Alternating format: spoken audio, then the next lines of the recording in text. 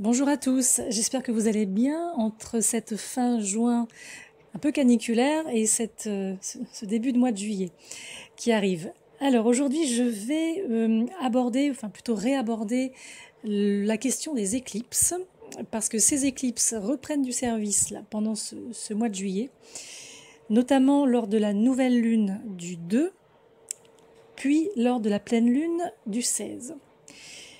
Alors au niveau des mouvements planétaires, on assiste aussi à un Neptune rétrograde depuis le 21 juin environ, mais également à la rétrogradation de Mercure qui va démarrer autour du 7 juillet. Alors en ce qui concerne les éclipses, je vais essayer de faire court, je ne vais pas forcément rentrer dans des choses techniques, scientifiques au sens astronomique, parce que c'est pas vraiment le lieu ici. Moi, je ne suis pas astronome ni scientifique, donc je vais vraiment l'appliquer, comme je fais habituellement, aux phénomènes, je dirais, individuels, collectifs et évidemment karmiques. Je vais donc commencer par l'éclipse solaire du 2 juillet, qui donc aura lieu lors de la nouvelle lune. Sachant qu'une éclipse solaire ne peut se produire que lors d'une nouvelle lune, parce que techniquement parlant, même si on a dit qu'on ne faisait pas de technique, juste pour remettre les choses dans leur cadre, en fait, l'éclipse solaire, c'est la lune qui va passer devant le soleil et va d'une certaine manière l'occulter quasiment aux trois quarts. Donc, qu'est-ce que ça donne sur le plan, je dirais, sur le plan symbolique, sur le plan du coup astrologique et non pas astronomique? Alors ici, on a une période qui va nous permettre de, paradoxalement, je dis paradoxalement parce que le soleil va être occulté, la lumière solaire va être occultée, et bien paradoxalement, c'est encore une fois un moment, une période qui va nous permettre de mettre la lumière, de faire la lumière sur certaines choses dans un domaine bien précis, de faire la lumière sur ce qui ne va pas, sur ce qui ne va plus, et de fait aussi de poser une nouvelle intention, c'est-à-dire remettre les choses dans le bon sens. Alors, pour savoir dans quel domaine vous êtes le plus concerné, il faut regarder dans quelle maison natale, chez vous, tombe donc cette nouvelle lune qui aura lieu à 10 degrés du Cancer. Donc si vous avez, par exemple, la maison 4 à 10 degrés du Cancer, on aura ici une problématique qui sera fondamentalement liée au foyer, à la famille, aux racines, à l'hérédité, au père. Il est vrai que depuis plusieurs mois, voire déjà 2-3 ans, on a une concentration d'événements qui, comme on le voit régulièrement, quand on en parle tous les mois, qui en fait nous mènent à des fins de cycle, à refermer des périodes de vie, refermer des pans de vie entiers. Et là, cette période-là, elle remet vraiment l'accent sur j'ai presque envie de dire, cette obligation de vie. Alors, il faut savoir que les éclipses solaires vont couvrir une période qui démarre ce 2 juillet et qui va s'achever le 26 décembre. Donc, pendant cette période de début juillet à fin décembre 2019, donc, on est sur quelque chose qui nous engage à prendre des nouveaux départs, à saisir des opportunités relativement inattendues, à prendre des virages qu'on n'aurait pas forcément envisagé ou cru pouvoir prendre il y a encore quelques mois, par exemple, ou quelques semaines. Et pendant ces éclipses solaires, on dit souvent que c'est là où on réalise qu'en fait, qu'on veut quelque chose de différent, qu'on veut quelque chose qui soit plus en adéquation avec nous-mêmes. Donc les éclipses solaires, ça joue vraiment sur le plan interne. Par ailleurs, avec la rétrogradation de Neptune, qui est déjà bien présente depuis le 21 juin environ. Alors ici, on a aussi des voiles qui se déchirent, des vérités qui éclatent. Alors, quand je dis des voiles qui se déchirent et des vérités qui éclatent, dans un premier temps, ça va souvent être vis-à-vis de nous-mêmes. Mais mon Dieu, mais qu'est-ce que j'ai fait pour me mettre dans une situation pareille? Mais mon Dieu, mais pourquoi je me suis acharnée à être avec cette personne? Pourquoi est-ce que je me suis acharnée à continuer telle activité professionnelle qui ne me mène à rien sauf à la dépression? Exemple. Donc dans un premier temps, ça peut être ça. Ces voiles se déchirent, les vérités éclatent. Alors là, attention de ne pas tomber dans un système de victimisation, dans un refus de réalité. Les autres sont responsables, mais on est responsable aussi de nos propres choix. On est responsable aussi des chemins qu'on prend. Après, le rapport aux autres, c'est encore autre chose. Donc dans un premier temps, ça va se jouer entre la nouvelle lune du 2 et la pleine lune du 16, donc la première quinzaine de juillet, ça va se jouer entre nous et nous-mêmes. Ensuite, à partir du 16, on a donc la pleine lune qui va se manifester en Capricorne à 24 degrés exactement. Et là, on va avoir ce qu'on appelle une éclipse lunaire partielle. Alors ici, ça va nous permettre justement de nous faire prendre conscience de l'impact externe de ce que je viens d'énoncer. Ici, ça va être l'influence de l'environnement, l'influence de l'entourage. Donc ça peut être une période critique parce qu'on peut ne pas forcément apprécier ce qu'on va voir, ce qu'on va entendre, ce qu'on va constater, venant de l'extérieur, cette fois-ci. Donc là, cette pleine lune du 16, c'est vraiment aussi un moment où il faudra pas hésiter à laisser aller, à libérer, à dire au revoir, enfin adieu plutôt, tant qu'à faire. D'autant que là, on va avoir l'action de Mercure rétrograde à partir du 7 juillet. Donc ici, ce Mercure rétrograde, il permet aussi de revenir un petit peu sur tout ce qui s'est passé, ce qu'on a vécu. Il permet de prendre un petit peu de recul.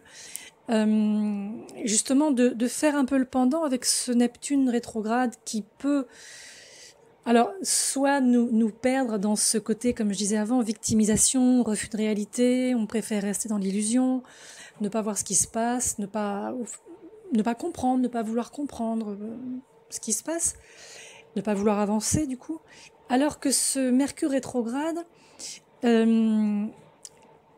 qui oscille entre le lion et la fin du Cancer, donc pas très loin justement de Pluton lui-même rétrograde, donc c'est la valse des rétrogradations encore, on nous montre ici que on a quand même une forme de lucidité, on a quand même au niveau mental je dirais des capacités à voir, des capacités à comprendre au-delà du visible, au-delà du compréhensible. Même si c'est humain, on ne veut pas forcément d'emblée accepter l'échec, accepter d'avoir failli. Sur le plan pratique, sur le plan concret, ça va se jouer ou ça peut se jouer en termes de domaine d'existence dans la maison en Capricorne qui se trouve dans votre thème à 24 degrés, autour de 24 degrés. Donc, entre cette nouvelle lune du 2 juillet, qui tombe à 10 degrés du Cancer, et cette pleine lune du 16, qui tombe à 24 degrés, c'est comme si ici, on avait une espèce de mix, entre guillemets, à faire, et deux maisons comme ça à confronter, deux domaines de vie qui s'imbriquent, et qui agissent un petit peu, depuis un moment, comme un effet de vase communicant. Il faut savoir que les périodes d'éclipse, en fait, représentent l'ouverture de nouvelles portes. Mais l'ouverture de nouvelles portes qui, quand même, nécessite d'en claquer d'autres, d'en refermer d'autres.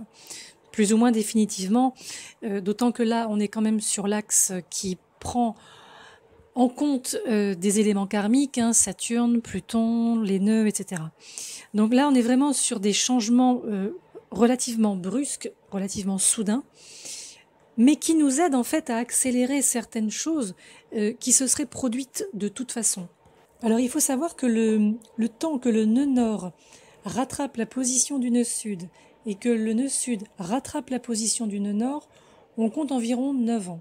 Les dernières éclipses qui remontent à, je dirais, l'époque où l'axe Cancer-Capricorne était impliqué, il faut remonter aux années 2009 à 2011. Alors, voyez de votre côté, dans vos vies, est-ce qu'il s'est passé quelque chose de précis à ce moment-là en termes de nouveautés? Est-ce que quelque chose s'est présenté? Est-ce qu'il y a eu une rencontre avec une personne importante? Est-ce que quelque chose a démarré? Est-ce que vous avez commencé une nouvelle activité? Est-ce que vous avez commencé une nouvelle vie en changeant de ville, de pays peut-être? Est-ce que vous avez fondé une famille, etc. Donc, le point culminant à cette époque, c'est vraiment la mi-juillet 2010. Qu'est-ce qui a fait dans votre vie qu'autour de la mi-juillet 2010, on peut parler de pivot karmique? Ensuite, ça a évolué jusqu'en juillet 2018, donc de juillet 2010 à juillet 2018. Est-ce qu'en juillet 2018, vous avez constaté un résultat concret par rapport à ce qui a émergé en juillet 2010? Est-ce que vous avez clôturé quelque chose en juillet 2018 qui avait été initié en juillet 2010? Ensuite, ça se passe en janvier 2019, donc janvier de cette année, où on a eu comme une forme de rappel, une sorte de couche supplémentaire. On enfonce le clou, encore une fois, au cas où les choses ne se sont pas soit développées, soit clôturées, n'ont pas été clôturées en juillet 2018. Donc en janvier 2019, on a eu ce rappel, d'une certaine manière.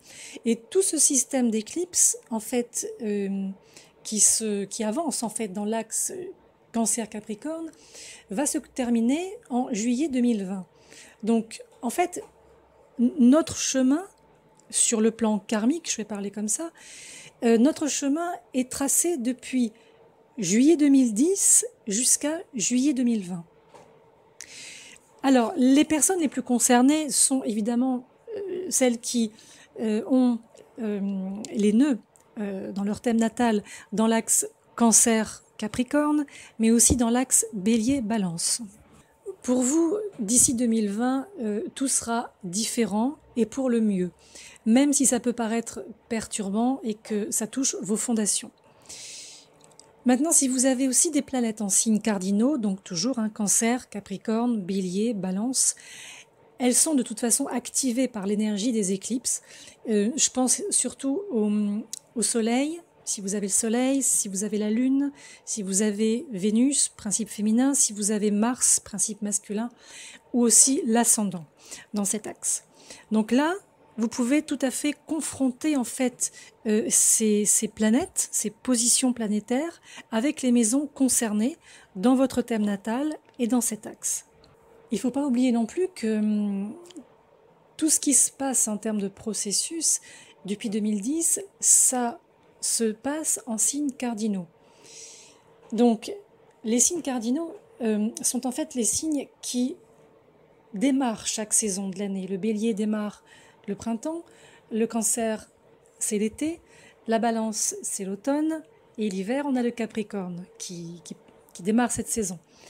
Donc, dans tous les cas ici, on a des signes initiateurs, on a des signes qui permettent d'aller vers l'avant. Même si des signes comme la Balance ou le Cancer sont plutôt passifs plus qu'actifs, mais fondamentalement, ce sont des signes fondateurs. Sur le plan collectif, ça joue énormément aussi, ces éclipses, parce que le Cancer, c'est le signe qui concerne, qui touche la famille, qui touche la mer nourricière, donc la terre au sens large. Et en face, le Capricorne, lui, il s'occupe davantage des structures, du patriarcat, de tout ce qui est institutionnalisé. Et c'est vrai que du coup, on ressent cet impact collectif, cet impact individuel, ces deux impacts qui s'entremêlent d'une certaine manière. et qui, oui, malgré tout, est relativement inconfortable, instable. Donc le conseil que je pourrais donner, c'est que pendant cette période, c'est attendons-nous à l'inattendu, acceptons de plonger dans l'inconnu. En fait, j'ai presque envie de dire, on n'a que ça comme option, mais c'est presque ça. C'est encore une fois, c'est ne pas s'accrocher aux vieux schémas, aux comportements euh, auxquels on était liés par le passé, les ancrages, les lieux, les relations, les modes relationnels qui ne sont plus d'actualité ou en tout cas qui sont en perte de vitesse et bientôt en perte tout court.